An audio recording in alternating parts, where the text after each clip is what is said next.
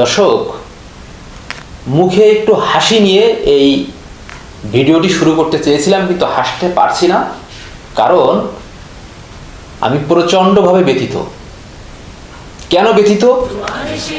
জুলাই আগস্টে এক রক্তক্ষয়ী বিপ্লব সংগঠিত হয়েছিল বাংলার মাটিতে। কেন বিপ্লব সংগঠিত হয়েছিল? দেশের মানুষের বাক স্বাধীনতা প্রতিষ্ঠা করার জন্য, সমাজে ন্যায় বিচার প্রতিষ্ঠা করার জন্য, সাম্য মানবিক সমাজ বিনির্মাণের জন্য, গুম খুনের রাজত্ব থেকে বাংলাদেশকে বের করে নিয়ে আসার জন্য, ইত্যাদি অনেক কথা।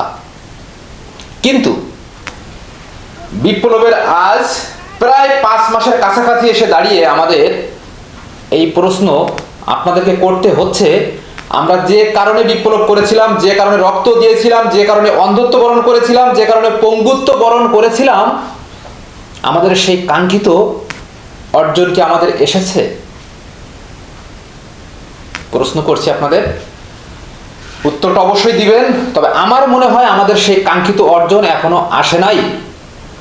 কেন আসে নাই? আপনি যদি মনে করেন যে না, আপনারা একটি বিপ্লবের মাধ্যমে একটি স্বৈরাচারকে উৎখাত করেছেন, একটি খুনি, একটি গুমবাজ, একটি জুলুমবাজ সরকারকে উৎখাত করেছেন, তাহলে আপনি নিজেকে বিপ্লবী দাবি করতে পারেন। কারণ আপনার আমার সমগ্র দেশবাসীর বিপ্লবের ফসল হচ্ছে এইটা। কিন্তু আপনি যদি নিজেকে বিপ্লবী মনে করেন, আপনার কোনো চাওয়া পাওয়ার মূল্য বা মূল্যায়ন কি এই সরকার করছে? করছে না। কেন করছে না? 5ই আগস্ট বিকাল 2টা নাগাদ স্বৈরাচারী যাওয়ার পরে দেশের মানুষ যখন মিষ্টি বিতরণ করছে, আনন্দ উল্লাস করছে, রাস্তায় মানুষ কিন্তু ঘরে ছিল না, রাস্তায় মানুষ হেঁটে চলাচল করবে, আমার মনে হয় না সারা বাংলাদেশের কোথাও মানুষ একটু হেঁটে চলাচল করবে এই অবস্থা ছিল না। সমস্ত রাজপথ হয়ে গেছিল কিন্তু মানুষের আনন্দে অবরুদ্ধ। তো সেই জায়গা থেকে যখন 8 তারিখে একটি অন্তর্বর্তীকালীন সরকার গঠিত হলো, প্রফেসর ডক্টর মোহাম্মদ ইউনূসের নেতৃত্বে, আরো অনেক উপদেষ্টাদের নিয়ে, সেইখানে কি হলো পরবর্তীতে আমরা দেখলাম, কিছুদিন যেতে না যেতেই কিন্তু আস্তে আস্তে রং বদলাতে থাকলো এই অন্তর্বর্তীকালীন সরকার। একটা পর্যায়ে এসে দেখলাম বিপ্লবীদের সাথে সম্পূর্ণ সাংঘর্ষিক হয়ে যাচ্ছে, মুখোমুখি অবস্থা নিচ্ছে। অবস্থাটা এমন কেন মুখোমুখি অবস্থা নিচ্ছে? প্রথমে দাবি ওঠে যে যদিও একটি ভুল ওই সময় হয়ে গিয়েছে, এই বিপ্লব 5 তারিখ চুরি হয়ে গিয়েছে। কেন বললাম? রাষ্ট্রপতির কাছে শপথ নিয়ে অন্তর্বর্তীকালীন সরকার গঠন করার কোনো দরকার ছিল না, তো একটি বিপ্লবী সরকার গঠিত হবে। যাই হোক, যেটা হয়ে গিয়েছে গিয়েছে। রাষ্ট্রপতি চুপ্পুকে সরানোর দাবি উঠলো, সারা দেশে তোলপাড় হয়ে গেল, সারা দেশের মানুষ এই দাবির সাথে একাত্মতা ঘোষণা করলো। এটার কোনো ভুরুক্ষেপই করলেন না, এটা কোনো কানেই নিলেন না, সম্পূর্ণ বৃদ্ধাঙ্গুলি দেখিয়ে দেশের জনগণের সমস্ত চাওয়া পাওয়া উপেক্ষা করে রাষ্ট্রপতিকে শপথে বহাল রাখলেন। মুজিববাদী সংবিধান, যে সংবিধানের পৃষ্ঠা উল্টাতেই চোখে পড়ে মুজিবের বন্দনা, মুজিবের প্রেম, তার বাকশালী চরিত্র, সেই সংবিধান পরিবর্তনের কথা যখন আসলো, বিভিন্ন রাজনৈতিক দল, বিভিন্ন ভারতীয় এজেন্ট বিভিন্ন ধরনের কথা বলে সেই জিনিসটাকে ধামাচাপা দেওয়া হলো। সংবিধান পরিবর্তন হয় নাই। সেই মুজিববাদী, মুজিব বন্দনার সংবিধানের উপরে দাঁড়িয়ে আছে বাঙালি জাতি। তাহলে কেন এতগুলো মানুষ জীবন দিয়েছে, এত রক্ত দিয়েছে? প্রশ্ন কিন্তু থেকেই যায়। পরবর্তীতে আমরা দেখলাম দেশের মানুষ ভাত পাচ্ছে না, দেশের মানুষ খেতে পারছে না। দেশের মানুষের যে 5টি মৌলিক অধিকার আছে রাষ্ট্রের কাছে, সেই 5টি মৌলিক অধিকার কিন্তু দেশের সরকার দেশের নাগরিকের নিশ্চিত করতে পারি নাই। সেইখানে কি করলো? ফারুকির মতো একজন কলকিখোর, একজন তেলবাজ দালালকে সাংস্কৃতিক উপদেষ্টা বানানো খুব জরুরি হয়ে গেল। কেন ভাই? সাংস্কৃতিক উপদেষ্টা এত জরুরি কেন হয়েছে রাষ্ট্রে? আমি জানতে চাই, দেশের মানুষ জানতে চায়, দেশের অধিকাংশ মানুষ জানতে চায় কেন সাংস্কৃতিক উপদেষ্টা এখন কি দরকার এত? এরপরে দেখেন, ভাই ছিল আওয়ামী লীগের এমপি, আর স্বৈরাচার পতীত হাসিনার পতনের পরে আরেক ভাই হয়েছে মন্ত্রী। এইভাবে চলছে বর্তমান অন্তর্বর্তীকালীন সরকার। বশিরের মতো একজন মানুষকে কেন বাণিজ্য মন্ত্রণালয়ে নিতে হবে? কেন? কি করেছে, কি অবদান আছে দেশের জন্য তার? জুলাই আগস্টে যে বিপ্লব হয়েছে, মানুষ রক্ত দিয়েছে, মানুষ পঙ্গুত্ব বরণ করেছে, তার কি অবদান আছে দেশবাসী জানতে চায়, পরিষ্কার করতে হবে মানুষের কাছে। এরপরে দেখেন, সকালে যখন আপনারা যারা সোশ্যাল প্ল্যাটফর্মে অ্যাক্টিভ থাকেন, ফেসবুক, ইউটিউব ইত্যাদি, ইনস্টাগ্রাম, নানা কিছু, সকালে ঘুম ভাঙবে আপনার জয় বাংলা দেখে, আর ঘুমাতে যাবেন জয় বঙ্গবন্ধু দেখে। একটা আমলিগার গ্রেপ্তার করা হচ্ছে না, যে কারণে রাষ্ট্র কোনোভাবে স্থিতিশীলতা আসছে না, বিভিন্ন ধরনের সমস্যা লেগেই আছে, ইস্যু একটার পর একটা আসছে। কেন?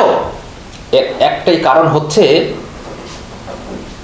আমলিগার গ্রেপ্তার করা হচ্ছে না। তো দর্শক, এইবার আসি আরেকটি কথায়। দেখেন, জুলাই আগস্ট বিপ্লবের আগে যখন এই পতিত স্বৈরাচার খুনি হাসিনা তার রাজত্বে বহাল ছিল, তখন আপনি যদি ফেসবুকে, ইউটিউবে, ইনস্টাগ্রামে এই খুনি স্বৈরাচারী হাসিনার বিরুদ্ধে বা তার সরকারের বিরুদ্ধে আপনার নিজের স্বাধীন মতামত যদি প্রকাশ করেছেন, একটি কমেন্টসও করেছেন, 24 ঘন্টার মধ্যে কিন্তু আপনাকে খুঁজে গ্রেপ্তার করা হয়েছে। এটা আমরা দেখেছি, সমগ্র বাংলার জাতি দেখেছে। এখন এত কিছু করা হচ্ছে, সম্পূর্ণ মিথ্যা, বিভ্রান্তিকর, বানোয়ার তথ্য প্রচার করা হচ্ছে, দেশের মানুষকে উস্কে দেওয়া হচ্ছে, দেশের মানুষকে বিভ্রান্তির সৃষ্টি করা হচ্ছে। সেইখানে কেন তাদেরকে গ্রেপ্তার করা হচ্ছে না? আইন শৃঙ্খলা বাহিনী সেইখানে কেন নিষ্ক্রিয় ভূমিকা পালন করছে? প্রশ্ন কিন্তু এখানে থেকেই যায়। আমরা একটু উত্তর খোঁজার চেষ্টা করি কেন এমনটা হচ্ছে।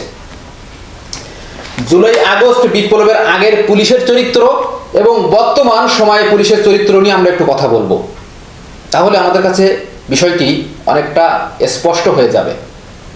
দেখেন,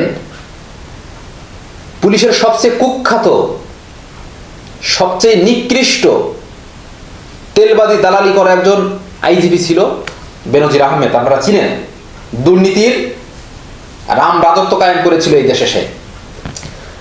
তো এই বেনজির একটি কথা বলেছিল একটি বক্তব্যের মধ্যে। কথাটি কি ছিল? মাত্র দেশের মধ্যে 2000 মানুষ নাকি বিরোধী দলমতের মানুষ এই সরকারকে একটা অস্থিতিশীল পরিবেশের মধ্যে ফেলে দিচ্ছে। তো উনি বলেছিল যে এই 2000 মানুষকে আমরা টুকিয়ে টুকিয়ে ধরে নিয়ে আসবো, মাটির তলে গিলে, মাটির তল থেকে ধরে নিয়ে আসবো বলেছিল। আমার কথা মিথ্যা মনে হচ্ছে আপনাদের? চলেন, এবং কতটা এগ্রেসিভ মুভমেন্টে সেই কথাগুলো বলেছিল আমরা একটু ওর ভিডিওটা একটু দেখি, তখন আপনাদের কাছে জিনিসটা পরিষ্কার হবে।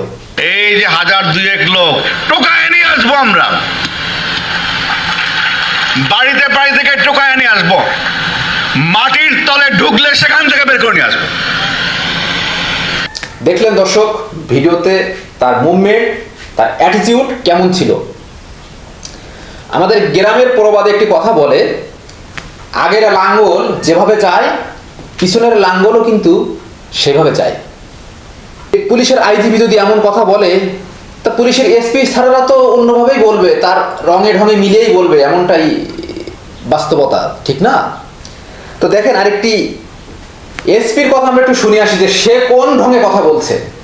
সংবিধান বাংলাদেশের আইন না মানেন, আপনার কাছে 3টে অপশন আছে। এক অপশন উল্টা পাল্টা করবেন, হাত ভেঙে দিব, জেল কাটতে হবে। দ্বিতীয় অপশন হচ্ছে গিয়ে একেবারে চুপ করে থাকবেন, বাংলাদেশের ইতিহাস, বঙ্গবন্ধু স্বাধীনতা নিয়ে কোনো প্রশ্ন করতে পারবেন না, চুপ করে নিজের জীবন যাপন করবেন।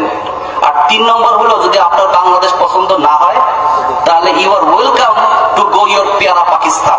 আপনি আপনার পেয়ারা পাকিস্তান। শুনলেন দর্শক, এমনটাই ছিল জুলাই আগস্ট বিপ্লবের আগে পুলিশের চরিত্র। এখন কি হয়েছে? পুলিশ তার চরিত্রে ঠিকই আছে, শুধু একটু নিস্তেজ হয়ে আছে, চুপচাপ আছে। সুযোগ পাওয়া মাত্রই আপনাকে খাপলে ধরবে, আমাকে খাপলে ধরবে। চুপচাপ আছে, শুধু সময় এবং সুযোগের অপেক্ষায় আছে যে হয়তো হয়তো চট করে চলে আসবে, আর চট করে আসলেই আমরা টপ করে ধরে বসবো। এই হচ্ছে পুলিশের অবস্থা। আমার সহ ব্যক্তিগত মতামত এবং দেশের মানুষের মতামত এমন। আরেকটি কথা বলি, স্যার, গুলি করি একটা, মরে একটা। বাকিটি যায় না। সেই আলোচিত এডিসি ঢাকার ইকবালের কথা মনে আছে আপনাদের? স্বরাষ্ট্র মন্ত্রী, স্বরাষ্ট্র সচিব সহ পুলিশের অনেক ঊর্ধ্বতন কর্মকর্তাকে তার মোবাইল দেখিয়ে দেখিয়ে বলছে যে স্যার গুলি করি একটা, মরে একটা, বাকিটি যায় না। গুলি করে করে লাভ নামানো লাগছে স্যার, কিন্তু গুলি তো মর একটা, আহত হয় একটা, একটাই যায় স্যার, বাকিটি যায় না। এটা হলো স্যার সবচেয়ে বড় আতঙ্কের এবং মানে দুশ্চিন্তার বিষয়। এই স্বরাষ্ট্র মন্ত্রী আসাদুজ্জামান খান কামাল দেশেই ছিল, তাকে এখনো গ্রেপ্তার হয় নাই, বা সে দেশে আছে না বিদেশে গিয়েছে দেশের মানুষ এটা জানে না।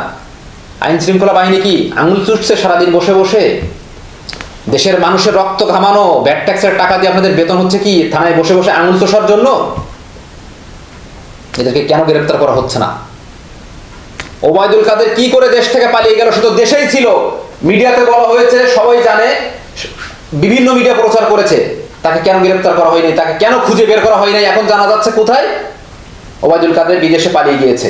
কিভাবে পালিয়েছে, কিভাবে বিমানে উঠেছে, কোন এয়ারপোর্ট দিয়ে গিয়েছে, এর জবাব বাংলাদেশের যারা দায়িত্বে বসে আছে, মানুষের রক্ত ঘাম ঝরানো টাকার বেতন নিচ্ছে, তাদেরকে বলতে হবে, জবাব দিতে হবে দেশের মানুষের কাছে। তো দর্শক, বা আপনারা যারা নিজেদেরকে বিপ্লবী দাবি করেন যে আমি বিপ্লবী, আমি রক্ত ঝরিয়েছি, আমার গায়ে ব্যথা লেগেছে, আমার ভাই শহীদ হয়েছে, আমার বোন মরেছে, আমার বাবা মরেছে, তাদেরকেই বলছি, যদি বিপ্লবী এই দেশে রক্ষা করতে চান, সরকারের এই ধরনের ছল চাতুরি মেনে নেওয়া যাবে না। রাজপথে দাঁড়াতে হবে, অধিকারের কথা বলতে হবে। স্বৈরাচারী খুনি হাসিনা কিন্তু কি করতো? মানুষের চাওয়া পাওয়ার কোনো মূল্যায়ন কিন্তু সে করতো না। মানুষ কি চাচ্ছে, দেশের মানুষ কি বলছে, এটা তার কোনো সমস্যা না। সে তার মতো তার রাম রাজত্ব চালিয়ে যাচ্ছে, লুটপাট করছে, গুম খুন চলছে, এই হচ্ছে ছিল, এইভাবে চলেছে। এখন এসে দেখেন এই সরকার কি করছে? আপনার আমার দেশের মানুষের চাওয়া পাওয়ার কোনো মূল্যায়ন করছে না। আপনি কি চাচ্ছেন, কি বলছেন, সেটা তার কাছে কোনো ব্যাপার না। সে তার গতিতেই চলছে। শুধু ব্যতিক্রমটা কোথায়?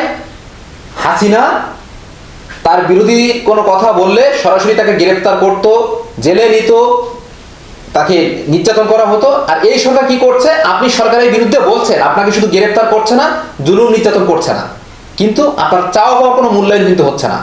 তো আপনি নিজেকে বিপ্লবী দাবি করেন কেন? আপনি কিসের বিপ্লবী? একটা কথা আছে, স্বাধীনতা অর্জনের চেয়ে রক্ষা করা কঠিন।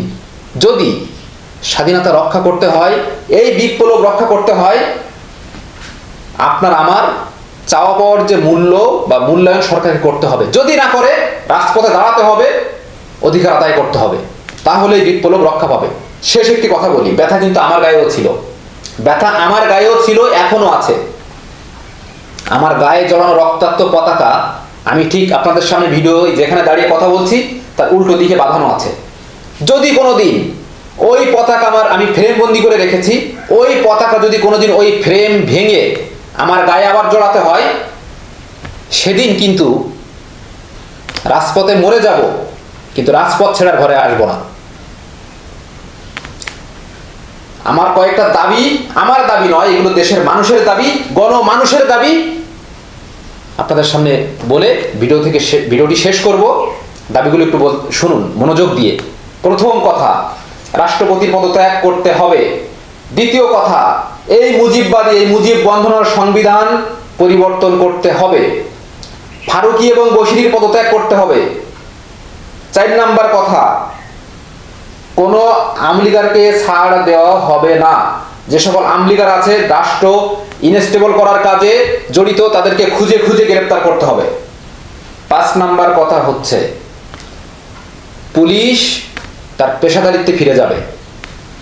রাষ্ট্রের কাছে যে দায়বদ্ধতা রেখে সে শপথ পড়েছে, তার গায়ে পোশাক পরিধান করেছে, সেই কাজে তাকে ফিরে যেতে হবে। এবং পুলিশ কোনো ঘুষ খেতে পারবে না, ঘুষ বাণিজ্যে ফিরে যেতে পারবে না। এ হচ্ছে দর্শক আজকের মতো কথা। পরবর্তী আপডেট নিয়ে, পরবর্তী কথা নিয়ে আবারও আপনাদের সামনে কথা হবে, ফিরে আসবো। ভালো থাকুন, সুস্থ থাকুন।